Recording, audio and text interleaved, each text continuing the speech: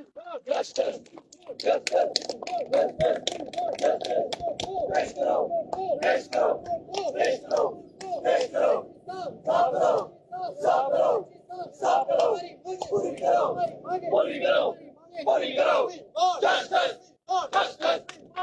बड़ी बार कह चुकी हूँ कि हमारे शहर को हुआ क्या है, ये मंदिरों का शहर कम और प्रदर्शनों का शहर ज्यादा लगता है, क्योंकि आए दिन अलग अलग एस्पिरेंट्स जो हैं वो सड़कों पर उतरते हैं। और वहीं अगर हम बात करें फायर एंड इमरजेंसी एस्पिरेंट्स की, तो पिछले 28 दिनों से ये महाराजा हरि सिंह पार्क के बाहर प्रदर्शन कर रहे हैं और मांग कर रहे हैं कि इनके लिए इंसाफ जो है वो कर दिया जाए। उपराज्यपाल मनोज सिन्हा को लेकर जो है इनमें शायद बहुत गुस्सा भी है, क्योंकि उपराज्यपाल से जब आश्वासन मिला तो इन्हें उम्मीद जगी कि अब सब कुछ सही होगा, परंतु उस आश्वासन के बाद भी इन्हें प्रदर्शन करने पड़ रही है और ये लगातार जो है मांग कर रहे हैं इंसाफ की। चलिए इन्हीं से जानते हैं इनका क्या कहना है। अलग अलग जो नेता हैं वो भी समर्थन देने के लिए पहुंचे। सर, समर्थन देने के लिए सभी पहुंच रहे हैं, पर जिस तरीके से अगर बात करें, मामला तब तक हल नहीं हो रहा जब तक कि उपराज्यपाल जो है कोई फैसला नहीं सुनाते। ये आपने बड़ा अच्छा कहा है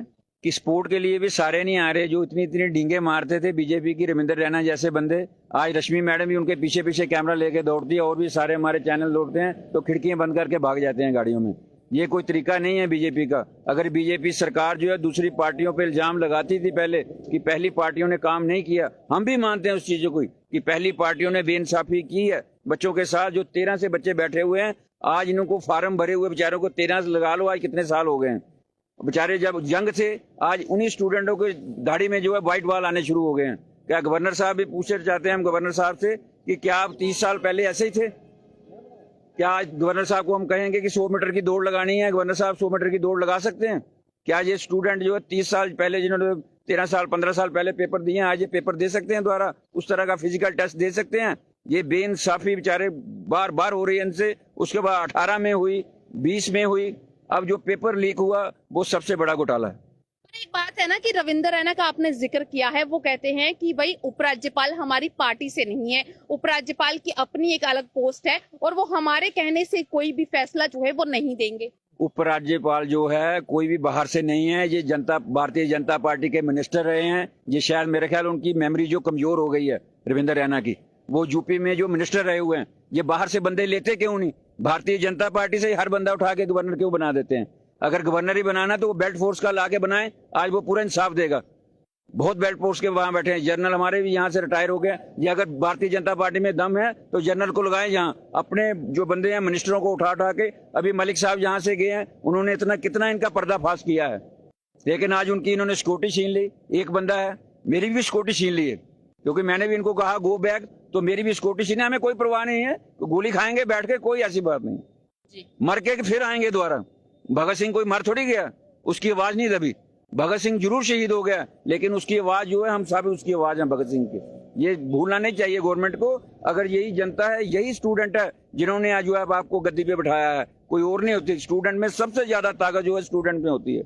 उन्होंने इनको गद्दी पे बिठाया और जब उतारना चाहेंगे यही स्टूडेंट उतारेंगे, देखना। और ये रोडों पे भीख मांगेंगे ये भारतीय जनता पार्टी के लोग। इन्होंने कहा कि जिस तरीके से अगर बात करें तो स्टूडेंट्स जो हैं गद्दी पर अगर बिठा सकते हैं तो उस गद्दी से नीचे गिरा भी सकते हैं। बीएसएफ और सीआईएसएफ के एस्पिरेंट्स की अगर बात करें, वो भी कुछ ऐसा ही कहते हुए नजर आते हैं। उन्होंने कहा कि हमने बहुत संघर्ष किया, भाजपा के आगे बहुत मिन्नतें की, पर उन्होंने हमारा फैसला नहीं किया। अब जब चुनाव होंगे तो उन्हें आईना दिखाया जाएगा। बिल्कुल मैम, ये बिल्कुल सही बात जो आपने पूछी। जम्मू कश्मीर के यूथ के अंदर पावर है, वो सरकार बनाना भी आता है, सरकार गिराना भी आता है। हमें इसी बात का दुख है। यहाँ पे हमें 28 दिन हो गए, लेकिन यहाँ पे एलजी एडमिनिस्ट्रेशन की तरफ से कोई नहीं है और पॉलिटिशियन की तरफ से यहाँ पे कोई नहीं है। हमें इसी बात का दुख है। अगर एलजी साहब का स्टेटमेंट है, रिसेंटली उसने दे दिया, उसने बोला जब से मैं जम्मू कश्मीर यूटी का एलजी बनाऊं, अगर मेरे संज्ञान में कोई भी भ्रष्टाचार हुआ या कोई भी रिक्रूटमेंट में स्कैम पाया गया, मैं जम्मू कश्मीर छोड़ दूंगा, यूपी चला जाऊंगा। मैं आपके चैनल के माध्यम से एलजी साहब को ये बात पहुंचाना चाहता हूँ। एलजी साहब, जब आपकी और मेरी मीटिंग हुई जम्मू राजभवन के अंदर, मैंने आपको जिंदा सबूत दे दिया, हैंड ओवर आपके हाथ में किया, और आपने कहा कि इसमें बहुत बड़े पैमाने की धांधली है, कमेटी की जांच होनी। फिर आपने कमेटी इसमें बिठाई, आर.के. गोयल साहब, लेकिन चौथा महीना चल रहा है, कमेटी को 1 महीना दिया है।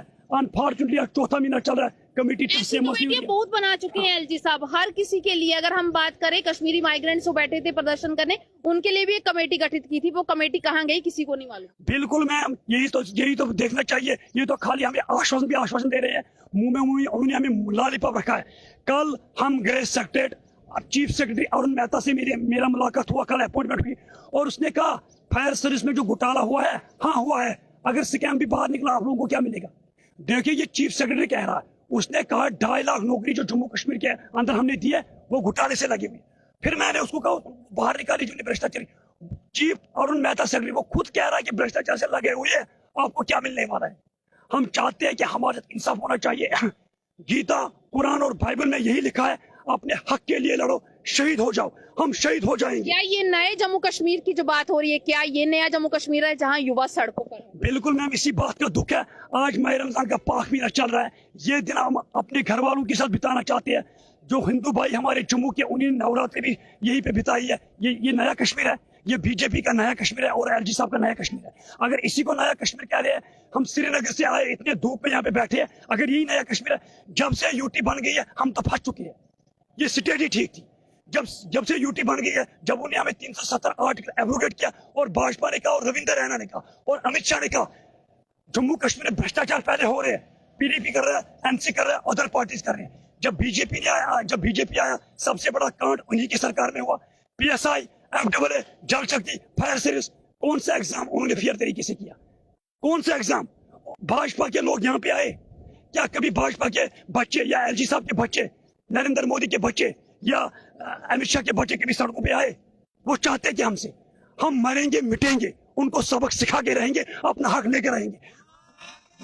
तो जिस तरीके से अगर बात करें, इन्होंने 370 की बात की, इन्होंने यूटी की अगर बात की, इन्होंने कहा कि स्टेट ही अच्छी थी, परंतु अगर बात करें जम्मू वालों ने खूब समर्थन किया। जब भाजपा ने इसे यूटी बनाया, 370 हटाया, तो जम्मू वाले ही थे जो समर्थन करने उतरे थे। आज लगता है कि वो फैसला गलत है। मैम वो साफ दिख रहा है कि सिर्फ वादे किए गए थे, वो तो एक भी वादे पे नहीं उतरे हैं। कि जहां तक बात करें कि सेंट्रल गवर्नमेंट सिर्फ वादे कर रही थी 370 टूटेगा तो ऐसा होगा, लेकिन जम्मू वालों का भरोसा था बिल्कुल गलत था। आज इस बात को मानना पड़ेगा। हम बाकी अगर किसी की बात नहीं करेंगे, जहां तक हमारे मुद्दे की बात है हम बात बताएंगे। 2013 से चलता आ रहा है, जिसमें हम जो है 3 बार एग्जाम दे चुके हैं, 2 बार फिजिकल दे चुके हैं। उसके बाद में बार बार इसको कैंसिल किया जाता, लेकिन जो करप्ट लोग हैं उनको बाहर नहीं निकाला जाता। 2020 में हम इनको बार बार कहते हैं कि इसमें घोटाला पाया गया, लेकिन किसी को कोई फर्क नहीं पड़ता।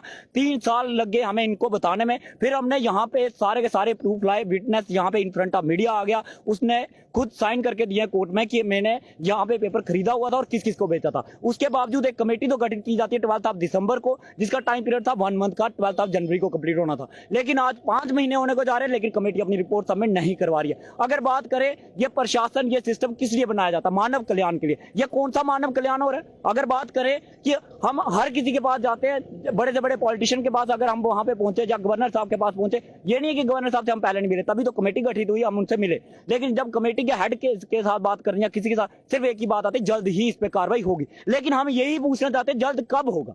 कब होगा? अगर आप 1 मंथ का टाइम मांगते हैं, अगर आप एक्स्ट्रा मांगते हैं, अगर हम 10 साल वेट कर सकते हैं, क्या हमें इससे ज्यादा 5 दिन, 10 दिन, क्या 1 महीना या 1 साल भी तुम बोलते, हम तब भी वेट करते। लेकिन हमें मजबूर किया गया रोडों पे बैठने के लिए। अगर बात करें करप्शन की सारी तो जो भी इन्होंने नौकरियां लगाई आज तक दी हैं, सारी तो करप्शन की बेट चढ़ी हैं। और बातें देखिए, और पिछले दिनों में अभी यहाँ पे गवर्नर साहब का एक बहुत अच्छा बयान आया था कि जम्मू कश्मीर में अगर एक भी नियुक्ति गलत तरीके से हुई है तो हमारे पास आइए, हमें बताइए, हम उसको कैश कर देंगे। और लेकिन ऐसा हुआ नहीं है। दूसरे ही क्षण में जम्मू कश्मीर छोड़ के चले जाऊंगा। लेकिन वो ये चीज क्या थे, मानकर चले कि जम्मू कश्मीर के उपराज्यपाल मनोज सिन्हा को जाना चाहिए वापस। सर 100%, सॉरी मैम, ये 100% क्लियर दिख रहा है कि या तो उनको अपनी वर्डिंग वापस लेनी चाहिए कि इस तरह का दोहरा चेहरा बाहर लाने की कोई जरूरत नहीं है। चाहे वो भाजपा के लीडर्स हों, उनका भी यही है, आज दिनों में यही चलता रहता है। और मनोज सिन्हा साहब का देखिए तो उन्होंने एक बार नहीं 2 बार बयान दिया, एक बार जम्मू में बयान दिया, एक बार कश्मीर में बयान दिया। लेकिन हमने तो उनको 700% के बारे में सारा का सारा घोटाला बाहर ला के दिखा दिया था, लेकिन वहां उनको कोई फर्क नहीं पड़ रहा था इस चीज से। तो साफ तौर पर अब अगर बात करें तो ये एस्पिरेंट्स जो हैं काफी गुस्से में हैं और इनका ये कहना है कि उपराज्यपाल मनोज सिन्हा को अपनी कुर्सी ही छोड़ देनी चाहिए, क्योंकि उपराज्यपाल मनोज सिन्हा जहां दावे कर रहे हैं बड़े बड़े, तो वहीं दावे जो है इस तरीके से साफ होते नजर आ रहे हैं जब युवा सड़कों पर है। आपकी क्या राय है जरूर साझा कीजिएगा। जुड़े रहें DRP न्यूज के साथ बाकी अपडेट्स के लिए।